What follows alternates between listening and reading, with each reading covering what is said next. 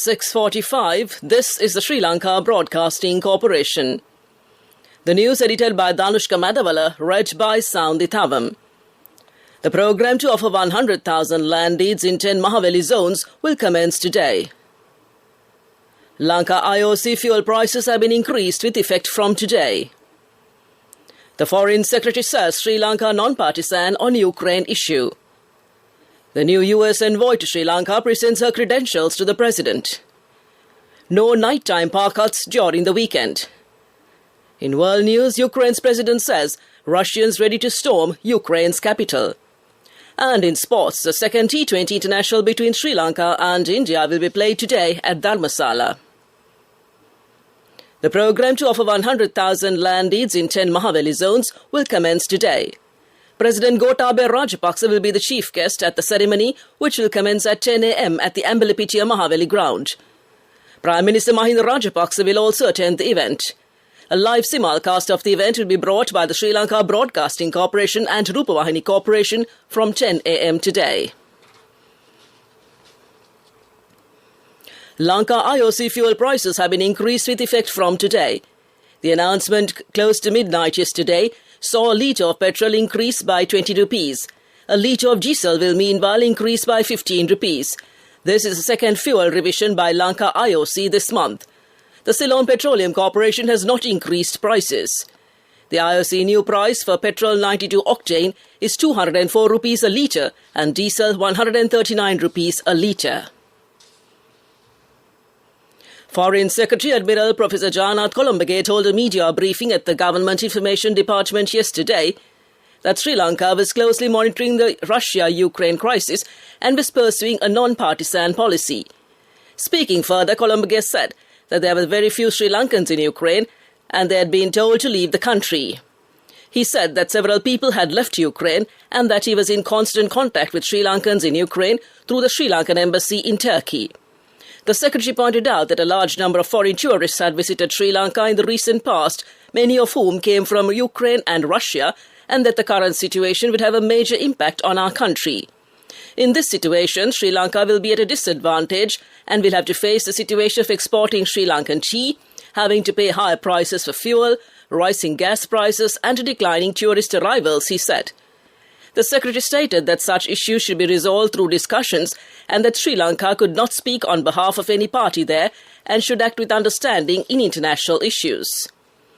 Meanwhile, the Foreign Ministry has instructed the Embassy of Sri Lanka in Ankara, Turkey, which is currently accredited to Kyiv, to take appropriate measures to coordinate the safe passage of the remaining Sri Lankan nationals in Ukraine.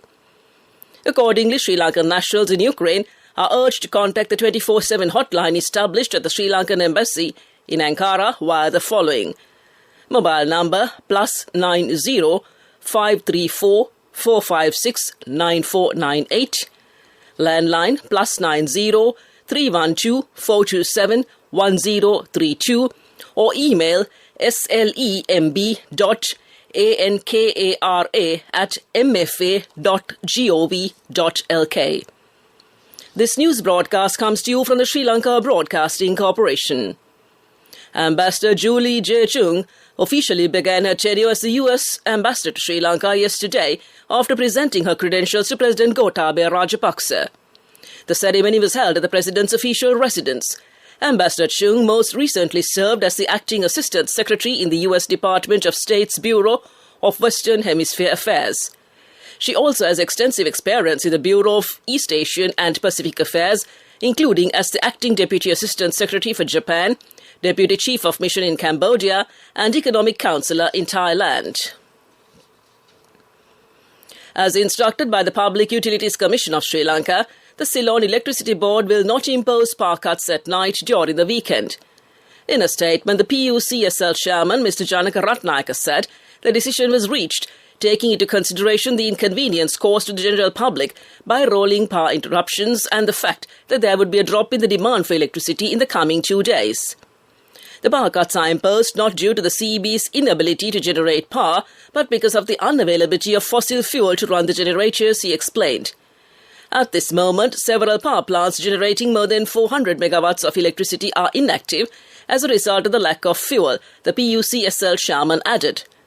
Accordingly, daytime power cuts will be reduced to 3 hours today, only for areas mentioned under Groups A, B and C. In the meantime, power cuts of 2 hours and 30 minutes will be experienced in other areas today. Interruptions to electricity supply will not be imposed tomorrow, except for areas in Groups A, B and C for 2 hours and 30 minutes. That concludes local news.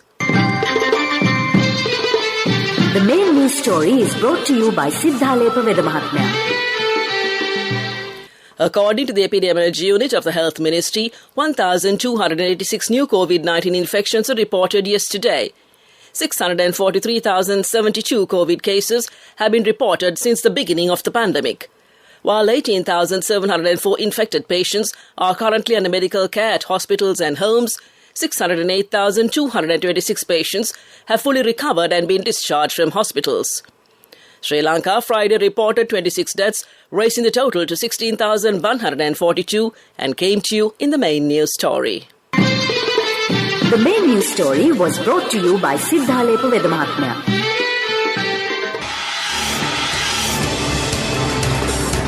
This is Watchlight.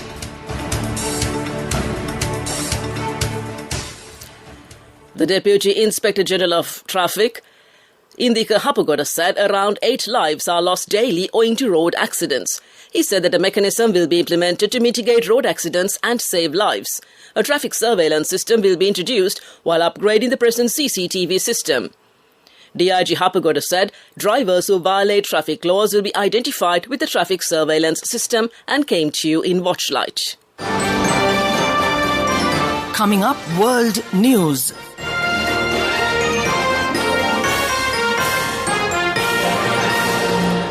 Making headlines this morning, Ukraine's president says Russians ready to storm Ukraine's capital.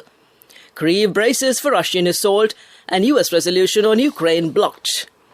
A defiant Ukrainian President Vladimir Zelensky has urged European countries to do more to help, as he urged his citizens to halt Russia's invasion. The second day of fighting saw tanks enter the capital Kyiv for the first time. Ukrainian officials said they have handed out 18,000 guns to volunteers, as well as issuing instructions on how to make petrol bombs. Analysts suggest Russia's advance has been slowed by fierce resistance. A senior US official told Reuters news agency that Russia had encountered more resistance than anticipated, robbing the Russian foes of momentum. The sound of gunfires echoed through Ukraine's capital Kyiv as Russian tanks were filmed entering the city for the first time. Ukraine's Ministry of Defense called on those living in the northern outskirts where the tanks were seen to make firebombs to neutralize the enemy. The European Union has announced new sanctions to freeze Vladimir Putin's personal assets in Europe. The Kremlin, meanwhile, said that Russia is ready for talks with Ukraine. Spokesman Dmitry Peskov said talks would have to be about Ukraine declaring a neutral status, which should include demilitarization. Russia wants Ukraine to rule out ever joining NATO. Ukraine's President Volodymyr Zelensky has repeatedly called for talks with Mr. Putin, but has given no sign that he would agree to talks on the basis of demilitarization. Western nations have ordered personal sanctions on Russian President Vladimir Putin and his Foreign Minister Sergei Lavrov over the invasion of Ukraine. The men's assets in the US, EU, UK and Canada will be frozen, and in the case of the US, a travel ban imposed. The announcement came on the second day of Russian attack on its neighbour. Such punitive measures against leaders are rare. The EU has only ever imposed sanctions on the presidents of Syria and Belarus, for instance. The US, for its part, has previously announced measures against Venezuelan President Nicolas Maduro, in addition to Syria's Bashar al-Assad. It is unclear how significant the assets of Mr. Putin and Mr. Lavrov are in the US, EU, UK and Canada, and what practical impact the sanctions will have. Russia has blocked the UN Security Council resolution condemning its military operation in Ukraine and demanded the withdrawal of Russian armed forces from the country. 11 members voted in favour of the US proposal on Friday, while China, India and the United Arab Emirates abstained. The proposal was put forth by the US and Albania and called for Moscow to immediately pull out its troops, stop using force against Ukraine and revoke its decision to recognize 2 breakaway regions of Donetsk and Lugansk as independent states. As one of the 5 permanent members of the UN Security Council, Russia has the right to veto any resolution. Such a move was expected according to AP, but the US and its allies argued. Back to the headlines of the world news. Ukraine's president says Russia ready to storm Ukraine's capital. Kyiv braces for Russian assault, and US resolution on Ukraine blocked. That concludes this bulletin of world news. Development News is brought to you by Let's take coal out of the coconut tree and make the island thriving and prosperous. Call our hotline 1928. WhatsApp 070 400 1928. Moving on to development news, Foreign Minister Professor G.L. Peiris has met with the Commissioner of the European Union for International Partnerships, Uta Alpanainen, on the sidelines of the Ministerial Forum for Cooperation in the Indo-Pacific held at the French Foreign Ministry in Paris. Minister Professor Peiris discussed with the EU Commissioner Alpanainen the strengthening of partnerships between Sri Lanka and the European Union with regard to value-added exports such as garments, flavoured cheese, spices including cinnamon and pepper, fisheries products, gems and jewellery, as well as partnerships in respect of investments in priority sectors like the hospitality sector, information technology, food processing, power and energy, and the production of pharmaceuticals. That came to you in Development News. Development News was brought to you by the coconut tree is well grown in almost all the parts of the island. It is an exceptional source of extra income. The shell, the husk and almost all the parts of the coconut tree makes you money, providing you with an excellent extra source of income. It will also help to nourish the economy of the country. You will be guided with all necessary informations regarding the coconut cultivation, with the novel cultivation techniques and all other related and upgraded informations by the Coconut Research Institute, Lunavilla. Call our hotline 1928. WhatsApp 070 400 1928. Sports News is brought to you by Sampath Bank. We present your future. The second T20 international between Sri Lanka and India will be played today at Dharmasala. The match will begin at 7 p.m. and will be played as a day and night encounter. Sri Lankan spinner Mahesh Theekshana has been ruled out of the T20I series against India owing to a hamstring injury. Theekshana didn't feature in the first T20I that Sri Lanka lost by 62 runs. Meanwhile, Niroshan Dickwella and Dhananjaya De Silva have been drafted into the T20I squad in place of injured Kusal Mendis and Theekshana. Theekshana will return home while Hasaranga will also return to Sri Lanka from Australia. Additionally, Kusal Mendis could end up missing the T20I series due to a hamstring niggle.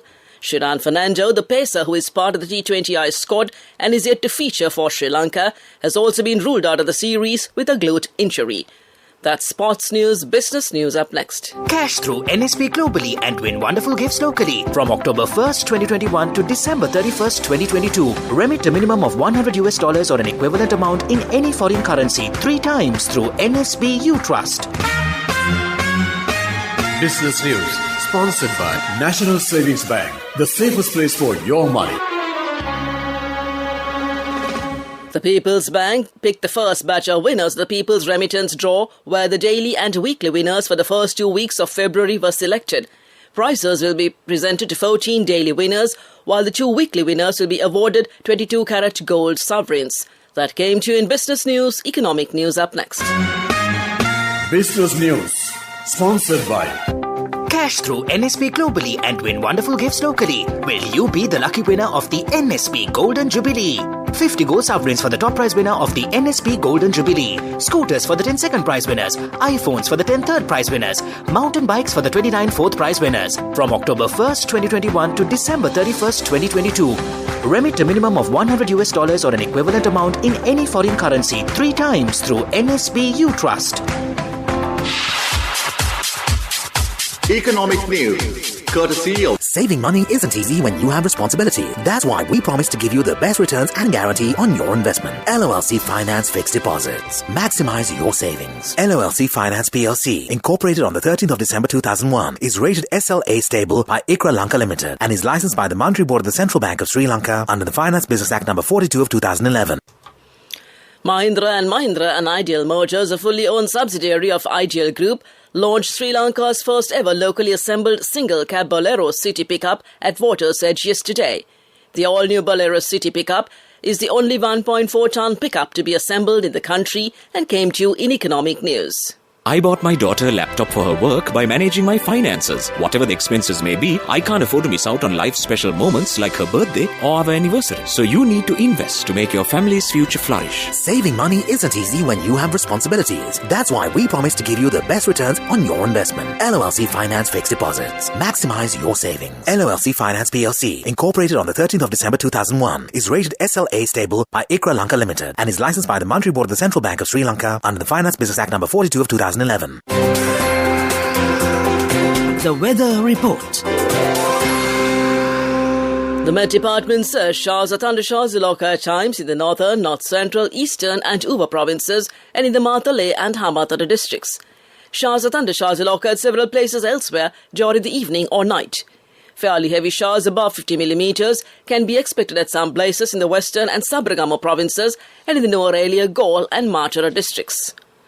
To conclude this bulletin of news, a recap of the headlines. The program to offer 100,000 land deeds in 10 Mahaveli zones will commence today. Lanka IOC fuel prices have been increased with effect from today. The Foreign Secretary says Sri Lanka non-partisan on Ukraine's issue. The new US envoy to Sri Lanka presents her credentials to the President.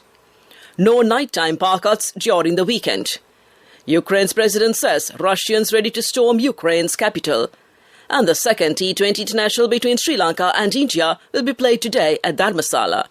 That concludes this morning's news broadcast.